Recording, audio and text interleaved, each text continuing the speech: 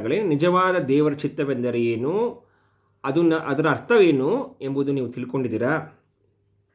ನಿಜವಾದ ದೇವರ ಚಿತ್ತವೆಂದರೆ ನನ್ನ ಅನಿಸಿಕೆ, ನಿಮ್ಮ ಅನಿಸಿಕೆ ಪ್ರಕಾರ ನಿರ್ಧಾರಗಳನ್ನು, ಅಭಿಪ್ರಾಯವನ್ನು ನಮ್ಮ ಮನಸ್ಸಿನಲ್ಲಿ, ಹೃದಯದಲ್ಲಿ ಇಟ್ಟುಕೊಂಡು ಅದನ್ನು ಮಾಡ್ತೀವಿ ಅಂತ ನಾವು ನಿರ್ಧಾರ ಮಾಡಿ ಅದನ್ನೇ ಮಾಡ್ತೀವಿ ಅಂತ ನಮ್ಗೆ ಗೊತ್ತಾಗ್ಬಿಟ್ಟು, ನಿರ್ಧಾರ ಮಾಡ್ಕೊಂಡಿದ್ದೀವಿ ನಾವು ಮಾಡ್ತೀವಿ ಅಂತ ಗೊತ್ತಾಗ್ಕೊಂಡು ದೇವರ ವಾಕ್ಯದ ಬಳಿ ಹೋಗ್ಬಿಟ್ಟು, ದೇವರೇ ನೀವು ವಾಕ್ಯ ಕೊಡಿ, ಇದು ವಾಕ್ಯ ಇದೆ, ನನ್ನ ಅಭಿಪ್ರಾಯದಂತೆ ಇದೆ, ಇದೊಂದು ತಿಳ್ಕೊಂಡು ಹೋಗೋದು ದೇವರ ಅಭಿಪ್ರಾಯ ಅಲ್ಲ, ದೇವರ ಚಿತ್ತವನ್ನು ಅಲ್ಲ.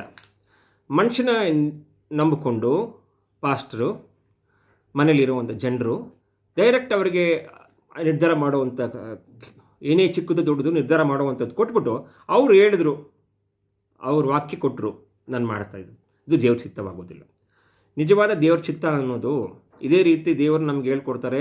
ತುಂಬ ಒಂದು ಇಂಪಾರ್ಟೆಂಟ್ ವರ್ಸು, ಮತ್ತಾಯ 7:21-22 ಸ್ವಾಮಿ ಸ್ವಾಮಿ ಅನ್ನೋರು ಪರಲೋಕ ರಾಜ್ಯಕ್ಕೆ ಸೇರಲಿಕ್ಕೆ ಸಾಧ್ಯವಿಲ್ಲ, ದೇವರ ಚಿತ್ತವನ್ನು ಮಾಡುವವರು. ದೇವರ ಚಿತ್ತವೆಂದರೆ ಏನು? ನಾವು ಯಾವಾಗಲೂ ನಮ್ಮ ನಿರ್ಧಾರವನ್ನೇ ಮಾಡ್ಕೊಳ್ತೀವಿ. ದೇವರಿಗೆ ಕೇಳಿದ್ದೀವಾ, ಸ್ವಾಮಿ ನಿಮ್ಮ ನಿರ್ಧಾರ ಏನಿದೆ ಈ ವಿಷಯದಲ್ಲಿ, ಚಿಕ್ಕದು ದೊಡ್ಡದು, ನಿಮ್ಮ ನಿರ್ಧಾರ ಏನಿದೆ ಈ ವಿಷಯದಲ್ಲಿ, ನಿಮ್ಮ ಚಿತ್ತ ಆಗಲಿ. ಯಾವ ರೀತಿ ನಮ್ಮ ಯೇಸು ಸ್ವಾಮಿ ಪ್ರತಿಯೊಂದು ವಿಷಯದಲ್ಲಿ ಭೂಲೋಕದಲ್ಲಿರುವಾಗ, ತಂದೆ ಸಾಮ್ರಾಜ್ಯ ಕೆಲಸ ಮಾಡುವಾಗ ಪ್ರಾರ್ಥನೆಯಲ್ಲಿ ಸಮಯವನ್ನು ಕೊಟ್ಟು ಎಲ್ಲವನ್ನು ತಂದೆ ಚಿತ್ತದಂತೆ ಒಪ್ಪಿಸಿ, ತಂದೆಯ ಮಾರ್ಗದರ್ಶನ, ತಂದೆಯ ವಿಚಾರವನ್ನು ಅವರ ಜೀವನದಲ್ಲಿ ಸುವಾರ್ತೆಯನ್ನು ಸಾರಿದ್ದಾರೆ ಜೀವನ ಪೂರ್ತಿ. ಅದಕ್ಕೆ ಅವ್ರು ಹೇಳ್ತಾರೆ, ಲೂಕ್ 22 ಅವ್ರು ಕೊನೆಯ ಹಲವಾರು ಶಿಲುಬೆಯಲ್ಲಿ ಅವ್ರ ಜೀವನ ಕೊಡುವಾಗೂ ಸಹ, ಅಪ್ಪ ಇದು ನನ್ನ ವಿಷಯ, ನನ್ನದೇನೆಂದರೆ ಇದು ಕಷ್ಟವಾಗಿರುವಂಥದ್ದು, ಪಾಪ ಮಾಡಿಲ್ದಿರೋವಂಥ ದೇವಕುಮಾರ ಪಾಪವನ್ನು ಹೊತ್ಕೊಳ್ಳುವಂಥದ್ದು. ಆದರೂ ಕೇಳ್ತಾರೆ ಅವರು, ಸ್ವಾಮಿ ಇದು ನಿಮ್ಮ ಚಿತ್ತವಿದ್ದರೆ ತೆಗೀರಿ ಅಂತ. ಆದರೆ ತಂದೆಗೆ ಒಪ್ಪಿಸ್ಕೊಡ್ತಾರೆ ಅವರು, ತಂದೆ ನಿಮ್ಮ ಚಿತ್ತವಿದ್ದರೆ ಅದಾಗಲಿ ಅಂತ.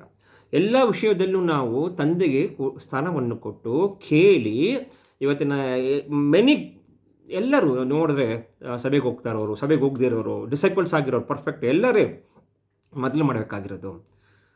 ನಿಮ್ಮ ಮನೆಯಲ್ಲಿ ಮತ್ತಾಯ 6:6 ನಿಮ್ಮ ಪ್ರೈವೇಟ್ ರೂಮಲ್ಲಿ ಸೀಕ್ರೆಟಲ್ಲಿ ಕೇಳಿದಾಗ, ಈಗ ಅದೇ ರೀತಿ ನಾನು ಸೀಕ್ರೆಟ್ ರೂಮಲ್ಲಿ ಪ್ರೇಯರ್ ಮಾಡಿ ಡೋರ್ ಕ್ಲೋಸ್ ಮಾಡಿ ವಿಷಯವನ್ನು ನಿಮ್ಗೆ ಹೇಳ್ತಾ ಇದ್ದೀನಿ. ಅದೇ ರೀತಿ ನೀವು ಕೂತ್ಕೊಂಡು ಪ್ರೇ ಮಾಡಿ, ಏನಿದೆ ಸ್ವಾಮಿ ಆ ದಿನದ ಚಿತ್ತ ನನಗೆ, ನನ್ನ ಪರಲೋಕ ರಾಜ್ಯದ ವಿಷಯವಾಗಿ ನಾನು ಅದನ್ನು ಮಾಡಬೇಕು, ನೀವು ಹೇಳ್ಕೊಡಿ ಅಂತ ದೇವರಿಗೆ ಸ್ಥಾನ ಕೊಟ್ಟು ಅವರು ಬರುವಂಥ ಮಾತುಗಳನ್ನು ಕೇಳಿ ಪವಿತ್ರಾತ್ಮರು ಹೇಳ್ಕೊಡ್ತಾರೆ. ಶಿಷ್ಯರಾಗಿದ್ದಾಗ ಪವಿತ್ರಾತ್ಮರು ಇದ್ದು ಸುವಾರ್ತೆಯನ್ನು ನಿಮಗೆ ತಿಳಿಸ್ಕೊಡ್ತಾರೆ. ಪ್ರತಿಯೊಂದು ವಿಲ್ ಆಫ್ ಗಾಡ್ ಯೇಸುವಿನ ವಾಕ್ಯದ ಮುಖಾಂತರ ಬರುತ್ತೆ ನಿಮಗೆ ಜೀವನದಲ್ಲಿ.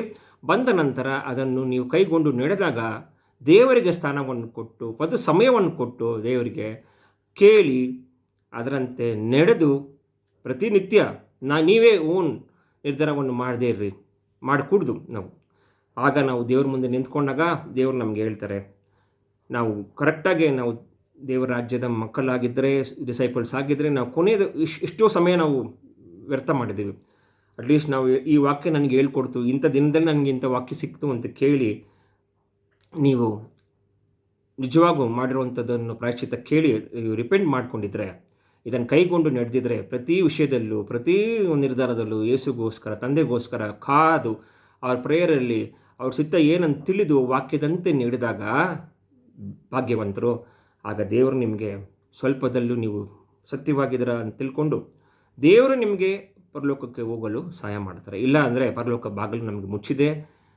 ಅವ್ರು ಹೇಳ್ತಾರೆ, ಲಾಲೆಸ್ ಪೀಪಲ್, ದೇವರ ವಾಕ್ಯವನ್ನು ಕೇಳದೆ ನಡೆಯೋ ಜನ, ದೇವರ ವಾಕ್ಯವನ್ನು ಕೇಳದೆ ನಡೆಯೋ ಜನ ಫಾಸ್ಟಾಗಿ ಎಲ್ಲಕ್ಕೆ ಥಿಂಕ್ ಮಾಡ್ತಾರೆ, ಪ್ರಪಂಚದ ರೀತಿಯಲ್ಲಿ ಹೋಗ್ತಾರೆ.